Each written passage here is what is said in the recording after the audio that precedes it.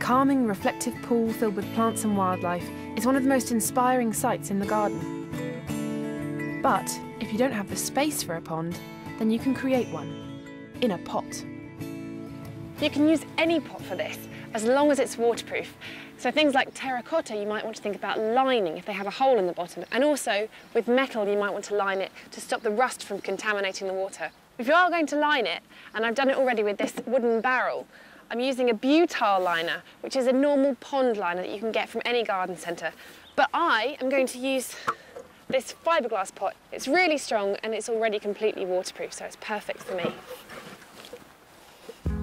It's best to make up your pot in its final position, but to show you how I'm planting it, I'm going to raise it up on this table. Start by filling the bottom third of the pot with water, ideally from a water butt. The first plants I'm going to put into this are the submerged aquatics. And as this is a small pot, I'm just using one, which is this water lily. Now, all of these have a varying depth requirement. This one is a small one. It's Nymphaea pygmea or pygmy. So you need about 30 centimetres in total of depth of water. And that's just going to sit in the middle there.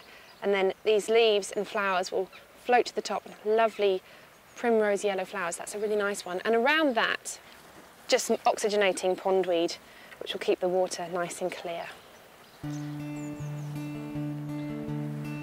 Then I'm putting in a grate, which will allow the rest of my plants to sit at their correct depths. So now for the marginal plants. Marginals add a splash of colour throughout the year, but, as their name implies, they're usually found on the edges of ponds and can drown if they're placed too deep.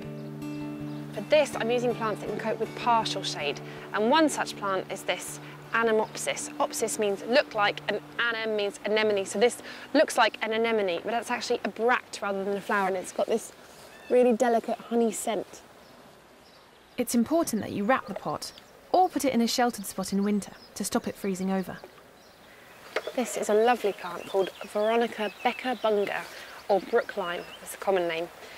And it's got lovely blue tiny flowers, and the leaves do something called rafting, which means they float on the surface of the water.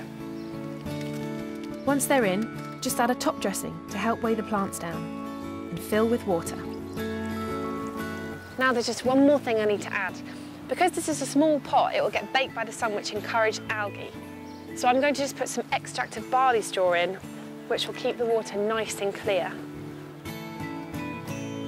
And there you have it, a pond in a pot.